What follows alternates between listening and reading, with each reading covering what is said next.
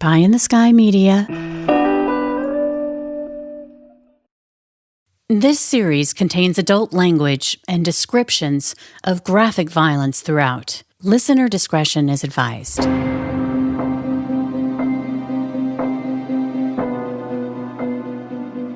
And then all of a sudden, Point Break, I started realizing people really like this film. And then years go by and this cult following starts happening. And so it really took years for all of us to realize what an impact this film had. Last week on episode 6 of the Hollywood series, Susan, the customer service bank manager, shared her experience of being up close and personal with the bank robber known as Hollywood. I guess I'm tougher than other people, so some people couldn't go back. That is correct. All of my staff came back to work. But there were other branches that he robbed that I know one of them didn't come back. And I know another one really never kind of got over it when he robbed her branch. But that was a friend of mine. There was also the added pressure from questions coming from investigators. And just to dispel any rumors about him flirting with any of the bank tellers, I was asked that question. I go, you got to be joking. Or did you find him attractive? I can't even remember how that went. I was like, you got to be joking me. I said, the guy's got a semi-automatic stuck in my bag. I do not find that attractive. But I think it came from that this guy, when he was casing the places, he would come in and maybe do banking business or get change or something like that. And he would meet the female teller, and, date her. But the teller wouldn't know he was a bank robber. He came in normal, like a normal person would have come into a bank and conduct business. So I think maybe that's where that's coming from. The FBI had increased the reward for information on Hollywood to $50,000. They were so desperate for tips, but this was also a double-edged sword because they didn't want the media glamorizing Hollywood, worried about a rash of copycat robberies. This media campaign to help drum up tips to finally capture Hollywood fell flat. In fact, he hadn't resurfaced in months after he'd successfully robbed a bank on May 22nd, 1996. So just to recap, from 1992 up until that May robbery in 1996, Hollywood and his crew had committed well over 15 heists in which he and his accomplices had gotten away with more than $1.2 million. And it was at this time that the task force was on its last legs. The stakes couldn't be higher. They weren't any closer to unmasking who Hollywood actually was, let alone capturing him. What would he do if he was cornered? After studying Hollywood's history and behavior, the investigators surmised that Hollywood wouldn't go without a fight. An important thing to plan for if the task force ever got close enough to catch Hollywood in the act. Because even though Hollywood had threatened to shoot anyone who got in his way, they didn't know if it was bluster or if he would be willing to kill for his money and freedom, which is why they readied themselves with special training to be prepared for a showdown with Hollywood.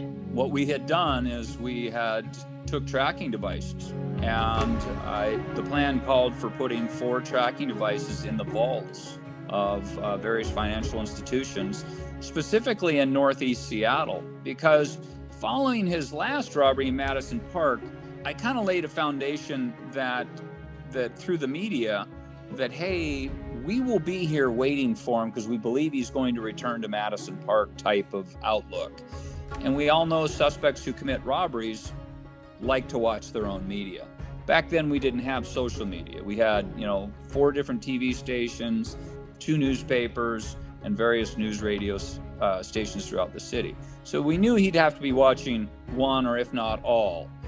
And at least we hope we did, because we didn't know where he had lived. We knew the switch cars were purchased in Washington State, so it was kind of a roundabout hypothesis that we believed he was from Washington State. So used the news media to our advantage and made the case agent kind of the profile of the case. And he was on there passing out flyers down in Madison Park following the robbery, saying, hey, this is the task force #1 priority. We need your help. And the media came down and did a phenomenal job reporting on the case. It was breaking news that evening. We all rushed back to the office at 5 o'clock to watch the news, and it went perfect. And so everything started to fall in order. And then we took the tracking devices over the next couple months and started, at least I thought, four tracking devices went into each vault. But the case agent deviated from the plan and never told me and stuck 2 in each vault. He wanted to spread the devices out. Well, when I found out about that, I was a little perturbed. And so I had to go with it. There was no, he did that on his own. And I was a little upset. And because the more you have, the less chance he had of finding those devices. And it would buy us more time. Sometimes you do get a premonition. That one other robbery I referred to, we felt all week we were going to get robbed, and sure enough we did. But I never had a premonition with Hollywood. Welcome back to Criminal Mischief with Carolyn and Brandon. You're listening to the final episode in the Hollywood series. It's showtime. The Wednesday before Thanksgiving, November 27th, 1996. And a massive storm was bearing down on the city of Seattle. But for Hollywood, these were the perfect conditions for his latest, greatest, and last robbery. At least in his mind, this would be the biggest score of all time, and he'd never have to rob a bank again. That was the plan, which is why at 5:30 p.m., his accomplice, Steve Myers, sat behind the wheel of a parked white van in Seattle's Lake City neighborhood. At this same time, Scott Scurlock and his other accomplice, Mark Biggins, were walking into a Seafirst Bank nearby. But this time something different happened. A hawk-eyed assistant manager recognized Hollywood as soon as he was about to walk through the door, and he pressed the silent alarm. Radio. Seafirst security call on radio. Silent earth alarm on their Lake City branch, 2800 Northeast 125. This act shaved off precious minutes for Scott Scurlock's heist. But Scott Scurlock was fast. Like a well-oiled machine, he was inside the bank vault in no time, stuffing money into his bag, as Mark Biggins controlled the lobby. But not long after, Steve, in the getaway van, told them to get out. They had the money. Oh, it was a lot of money. But now, they just had to get out of the neighborhood. Meantime, across the city, On Thanksgiving Eve, 1996, we had wrapped up surveillance that day. And our group supervisor, she had told me that, hey, people are kind of growing tired here. We've been at this for about 4 months now, and we had about 6 weeks left of this program, or this surveillance operation, I should say. And she said, what are we going to do? We're not seeing any results. And I just pled with her, let's just go through Christmas like we planned. And I always believe on sticking to your game plan. So she continued on, and this happened to be, Thanksgiving Eve. She said that. coworkers had left early that day with plans for everyone to meet up at a restaurant nearby for drinks at 6 p.m. The usual pre-funk, pre-Thanksgiving Day night out with friends. But Mike was in the habit of not clocking off duty until after 6 p.m. It became a part of his ritual. So people had left early for the day in the office around 3 o'clock. And I always made it a point every day when I lived in just north of Seattle at the time, that I always drove through the Lake City, Wedgwood area on the way to the office in the mornings prior to surveillance. And then I always drove home through those areas as well. And so I would keep the banking hours. I'd stay on till 6 o'clock each night and would go home after 6. And so I had returned to the office about 5:30 p.m. Thanksgiving Eve, and the only people were in there were myself, Pete Erickson, a detective from the Mercer Island Police Department, and Ellen Glasser, the group supervisor. The group's supervisor, Ellen Glasser, had gone to work that Wednesday hoping to catch up on some paperwork. Everyone from the task force was gone except for her, Mike, and Pete. It was 5:41 p.m. when an alert tone ominously rang out in the mostly empty office building. At about 5:45, between 5:40 and 5:45 p.m., the tones went out on the radio. And usually when you could hear the tones go out on the radio, it was a priority 1 call, usually a robbery or a shooting of some sort. And the tones came out, and everybody would usually go quiet to see what it was. And they said, hey, we're receiving a silent holdup alarm at the Seafirst Bank Lake City branch. And a couple seconds later, it said it is a good robbery. Witnesses are reporting a suspect wearing pancake makeup had entered the bank and accessed the vault. And the name Hollywood came out over the radio.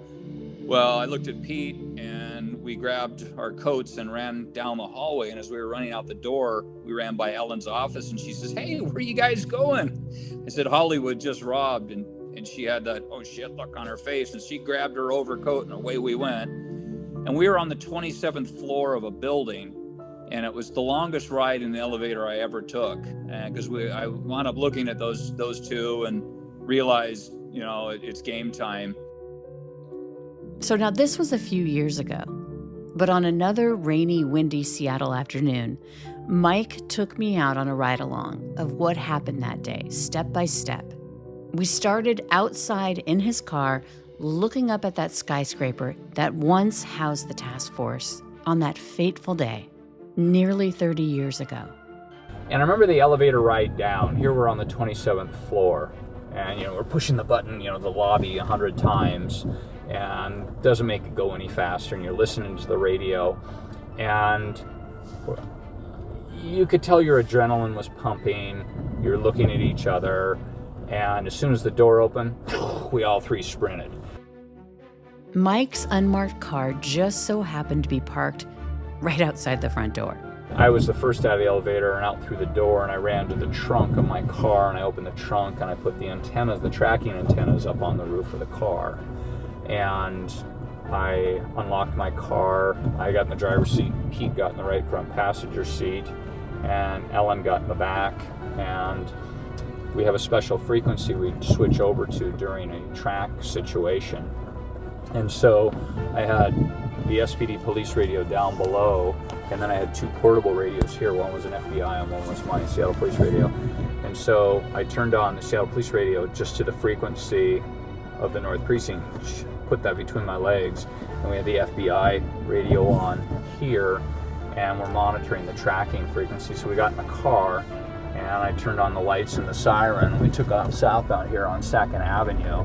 And I remember right as we got here at 2nd Avenue and Marion Street, I looked in, and at the mat, and I saw all my squad sitting, right there in the window, and they're, drinking beer, and we're screaming down the street here, and it's pouring rain, and made the turn here, eastbound turn onto Cherry to head for I-5. Mike's referring to the other investigators that he was supposed to have been meeting for drinks that night. Now, with his emergency lights lit up and siren blaring in his unmarked police car, he headed toward Lake City, which was about 10 miles away. But as he made his way onto the freeway, he realized he'd been so quick to grab the transmitter for the tracking devices, which had been inserted into bundles of cash inside the vaults of several local banks, he'd completely forgotten to put on his bulletproof vest. In fact, none of them were wearing protective vests. But everything was happening so fast. But once they hit the freeway, the reality of a Wednesday before Thanksgiving at around 5:45 in downtown Seattle hit like a ton of bricks. Traffic on I-5 was bumper to bumper, prompting Mike to veer onto the breakdown lane, and ride it all the way to Lake City. It was windy, it was rainy, it was thundering, it was horrible outside. So we got to I-5 to go north, and it was gridlock. And we're monitoring the radio, and so I said, hey, the hell with this. And I got on the shoulder of the road and threw on the lights and siren of my unmarked car and took off at about 50, 60 miles an hour, and eventually got to North Seattle pretty quickly. And thank God people were pulling to the right. And we got off onto the Lake City exit, and there was a lot of chatter on the radio. And the way these tracking devices work is it worked off a tower, and it wasn't GPS. GPS wasn't out at the time, but it went off a radio signal, a radio frequency. And the closer you got, the receiving device in the car would give a indicator, a directional, as well as a tone and a pitch. The closer you got to the device, the louder it got. So we weren't getting any signals, and people were beginning to guess. And then all of a sudden, an officer said he was receiving a signal up in the Wedgwood neighborhood. And eventually what happened is drove south on 35th Avenue Northeast and recovered one of the tracking devices. So I knew he had to be in the area. Like he'd thrown it out the window? Yeah, what happened, we found out that one of the suspects who was in the back of the van, that was his job, was to try and see if he could find these tracking devices. They knew of the tracking devices. And this is why I had hoped that there would have been 4 in there. And there were 2, and they found one, but he was still going through the money in the back of the van looking for that device. Mike had been a bicycle cop for years before he became a detective, which meant, unlike the bank robbers, he knew his way around. And he had also studied the technology of the tracking devices. He knew that to get a signal, he'd have to get to higher ground. He also knew that he was in a race against time because the bank robbers would be looking for that second device. Having worked with this equipment and been very successful with it, you become like Pavlov's dog. You could hear when the chief dispatcher at the Seattle Police Department had his mic keyed, there was a device called the area-wide monitor where maps would pop up and it would show the tower that was receiving the signal, and the noise from it was incredible. And so he had his mic keyed answering my questions, and I heard it go off. And I could tell that the tower in Lake City, which was north, and we were heading south, was the integrator count was coming down, which meant one had to be climbing up to the south. And so we shot down 35th Ave Northeast and took a hard right on 75th. And I went to basically the highest point I could find and I knew of in Northeast Seattle, which was at about 30th Ave Northeast and Northeast 75th. And I started to receive a signal right below me. And we dropped the hammer on the car.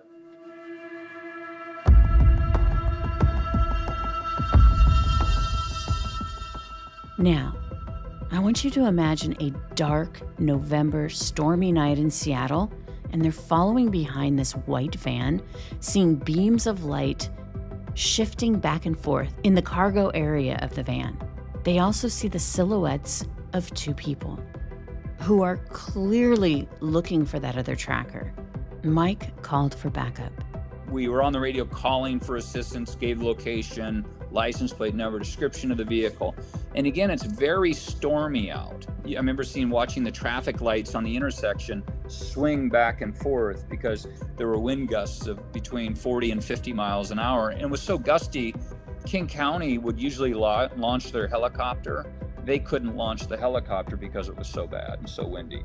Everything is really wide, and then it just begins to slowly focus on the back window of that van. And you can see flashlights moving in the back of the van. You can see the condensation on the windows on the inside of the van because you had the cars coming head on that were lighting the inside of the van up. You had police cars just, circling that intersection.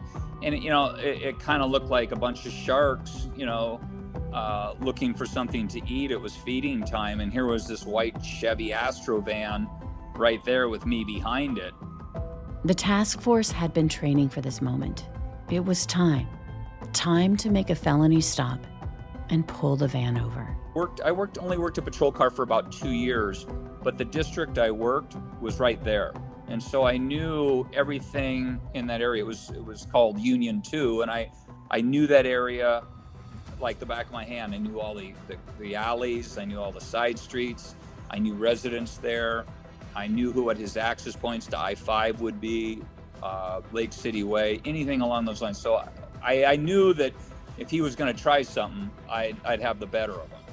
And so eventually what happened is they knew we were behind them, and he waited for the green light like a good citizen and took a left turn and went westbound on 75th, and then made a sudden turn onto 24th Ave Northeast. And then I realized, hey, it's showtime.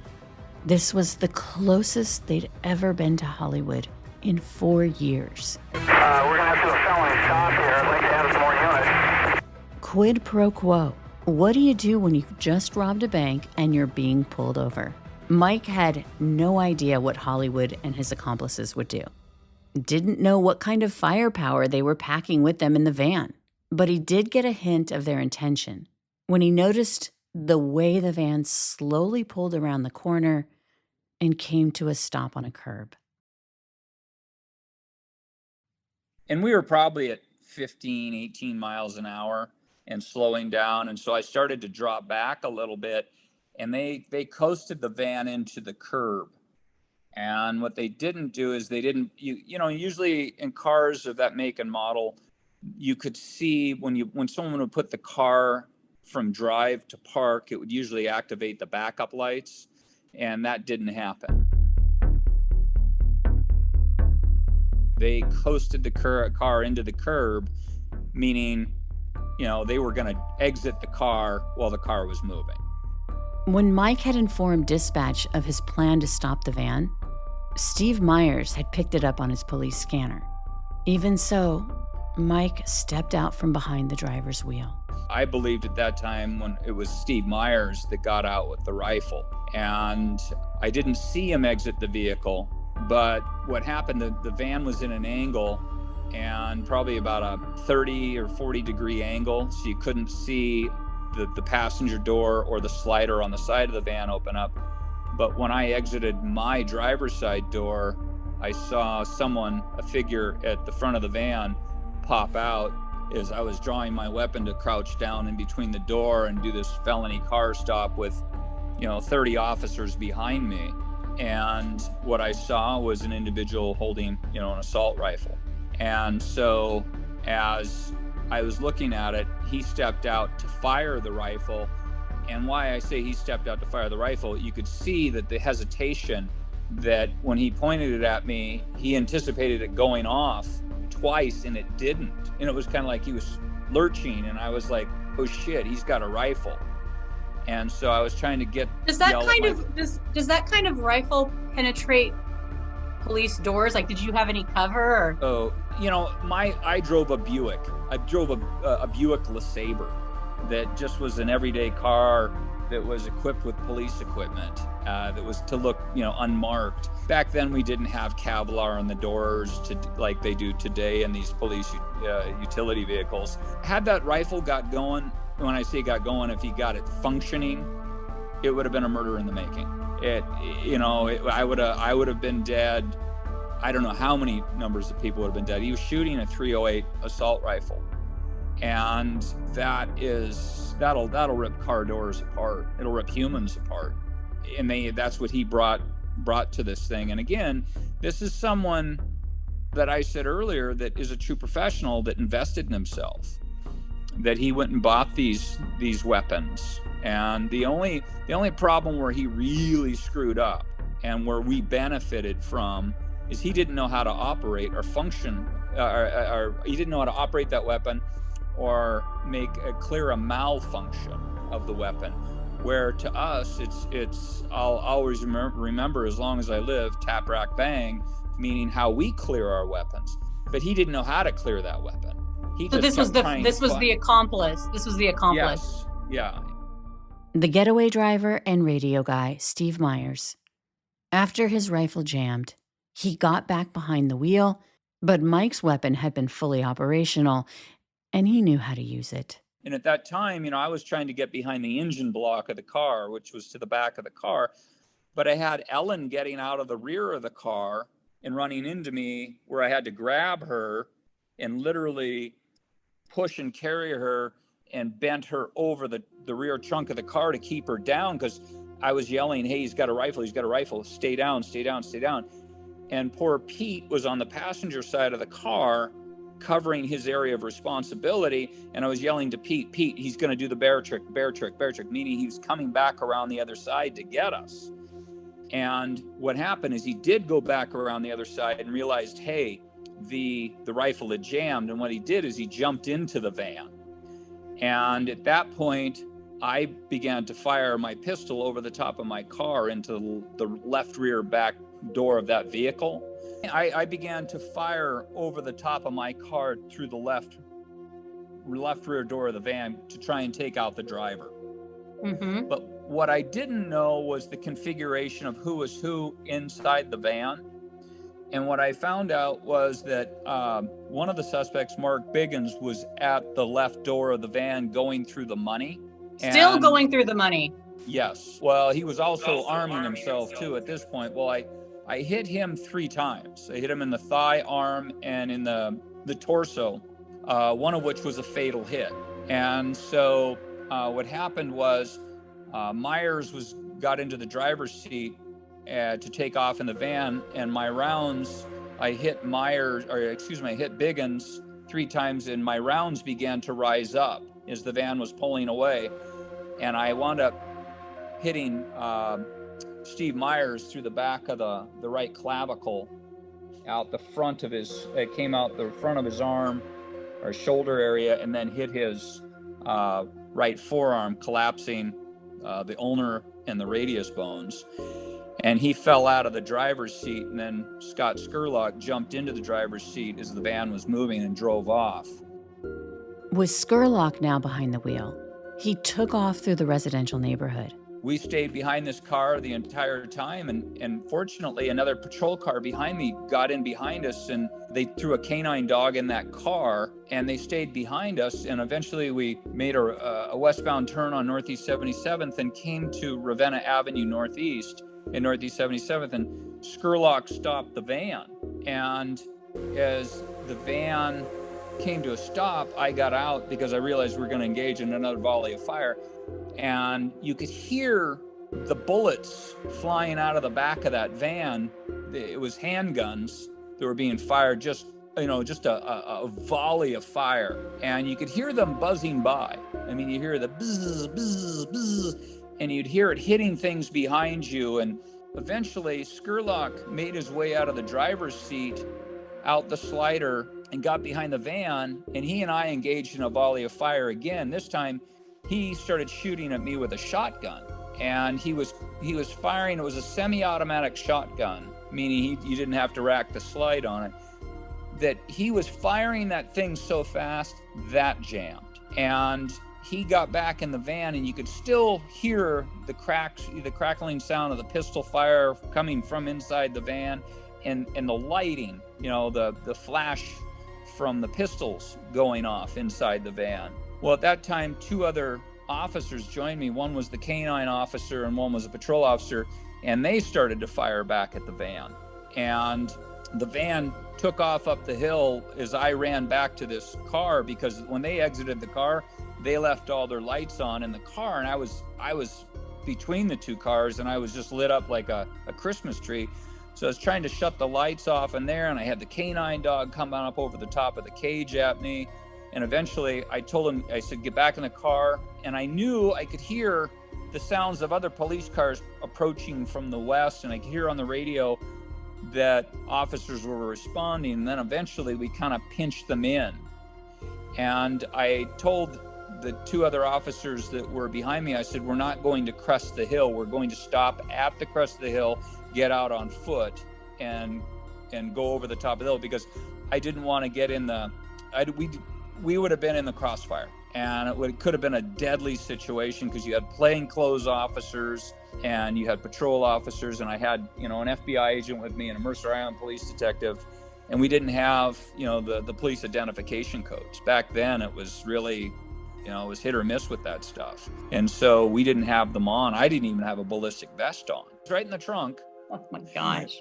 So, yeah, eventually what happened is Scurlock got cut off in the van, and the van careened into a house where a family was starting their Thanksgiving celebration, and it hit a rhododendron in the chimney. And I saw him get out and run south in the alley. And then Biggins, who was laying in the back of the van with a fatal wound, was bleeding out there. And Myers proceeded to get out of the van and wouldn't drop the handgun he was holding. He got shot again.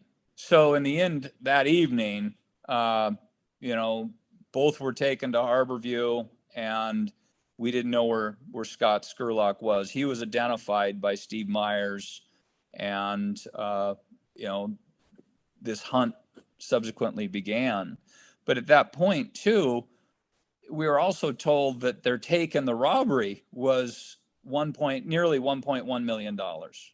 And at that time, it was the biggest bank robbery in U.S. history. Wow. So that record Wow. was subsequently broken a few months later. But Well, I think that, you know, going back to your point about the greed, you know, like with that much money, they were willing to, the stakes were so high, they were willing to kill police, they were willing to kill, you know, shoot up everything to get away with that money. Well, their plan originally called, Myers and Biggins both said that their plan called to rob 6 banks that night.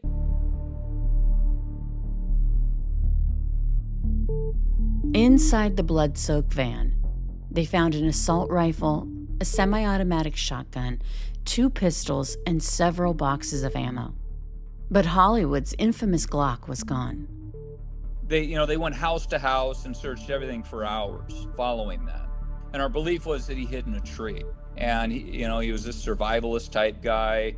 But, they believed, to some degree, people thought, did he break containment? I didn't think so. Containment was set up so quickly, but he was supposed to, the belief that he was the master of disguises or other cars that could have been parked there. But I think anybody that would have been walking on the street would have been subsequently stopped. I really do. There were that many police officers. And it was the first time in my 35-year career that I ever heard an all-city help the officer and requests of every available city, every available car in the city to respond. And they went door to door, house to house, car to car for blocks. And at probably about 2:30, 3 o'clock in the morning, they wrapped things up, but they kept the police presence in the neighborhood in case he was still there. And the case agent and the United States attorney had begun to develop a search warrant to go to Scurlock's treehouse in Olympia. So they were taking care of that while SPD patrol officers were still cruising the whole area of where the shooting unfolded. And it became somewhat of a scene. People were driving up there. Hey, this is where this guy Hollywood, the bank robber we'd been told about for months on television, had committed this robbery. So, people were coming up to get a look, when some neighbors called in, and, I should actually say people were calling in all night long with suspicious noises, or, this door was open, and, we responded to those calls and we checked those out. That's the department's job. Scott Scurlock had always dreamed of being an outlaw, fantasized about shootouts, and visualized himself as the hero, and that bank robbing was his destiny. After all, he was a descendant of Doc Scurlock, who'd ridden with Billy the Kid. But now, Hollywood was the one being hunted. Good evening, everyone. Thanksgiving has been interrupted for dozens of families as shots ring out in Seattle. It's a police standoff, and the suspect may be the bank robber known as Hollywood. The cavalry had been called.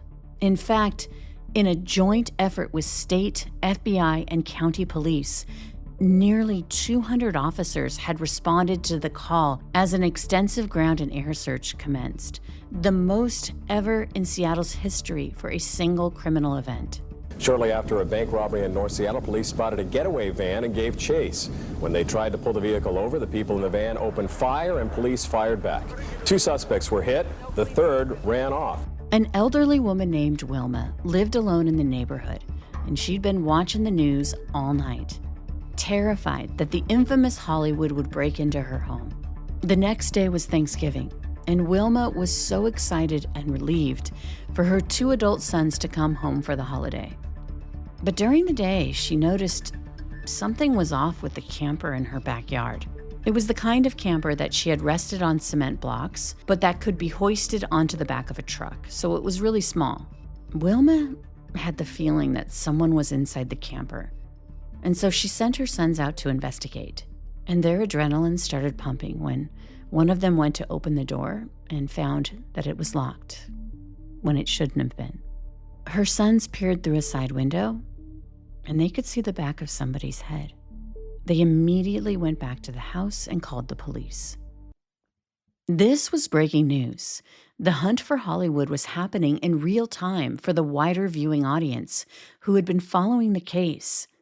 We can only imagine what went through Scott Scurlock's mind as he sat alone in the camper. No friends, no family, no treehouse, no fancy dinners or romantic interludes. Had it all been worth it? Was he thinking about his fictional hero, Bodie, from Point Break? The irony of the final scene in that movie, when Johnny Utah had caught up with Bodie. On a hunch, Johnny had showed up in Australia. He knew that Bodie wouldn't be able to resist a once-in-a-lifetime surfing event, the big waves of the fabled 50-year storm that he'd always talked about. And sure enough, Johnny's instinct was right. He saw Bodie on the beach, ready to head out into the treacherous surf. No! No! I told them you'd go quietly.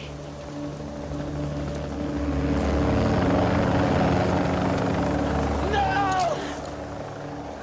You know there's no way I can handle a cage, man. I don't care! You gotta go down! It's gotta be that way!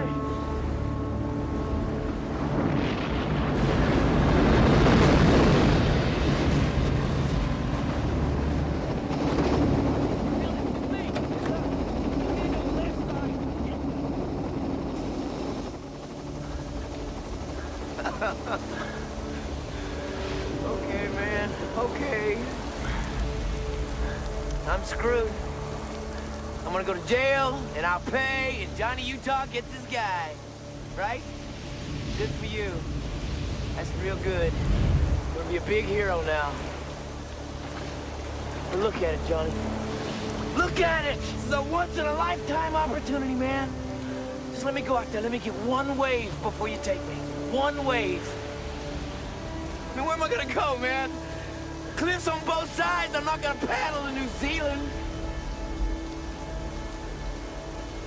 My whole life has been about this moment, Johnny. Come on, compadre. Come on.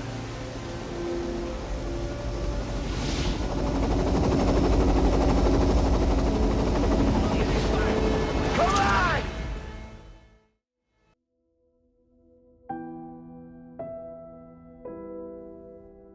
Bodie rode that wave to his death rather than be taken alive. Back at the camper, a SWAT team surrounded it. At some point, they heard a single shot ring out, and law enforcement returned with a barrage of gunfire, over 24 shots, and then silence. For the next 4 hours, officers tried to engage with Scott Scurlock. They didn't even know if he was inside the camper, prompting them to flush him out with tear gas. When there was no response, they went inside. Tried to get some type of communication with Scurlock inside. And they weren't sure if it was him because they couldn't see in, but they knew somebody was in there. And so they introduced, pepper spray through a broken window. And then they heard a gunshot from within the camper. And so officers, began to fire into the camper. But that lone gunshot they heard was him taking his life. Inside the camper, they found the lifeless body of Scott Scurlock, a.k.a. Hollywood, the elusive bank robber. A deadly end to the police standoff and shooting tonight. The man who died is believed to be a sought-after bank robbery suspect and no ordinary criminal. Investigators think he is the man responsible for more than a dozen holdups, a robber known as Hollywood. Police tell us the suspect's name is William Scurlock. Again, it is believed it was his body found just hours ago in a North Seattle neighborhood. At Scott Scurlock's home, they would recover $23,000 in cash, a 9mm Glock, and multiple pairs of Converse sneakers. Inside his barn, they found tools, building materials, and equipment. Nothing out of the ordinary. But on the floor, an investigator noticed footprints in the dust. These prints ultimately led to a trap door, which fed into an underground chamber. And behind a curtain, they found a hidden room with a makeup studio, like one you might find on the set of a movie. On the mirror, there was a photo of Scott Scurlock without makeup.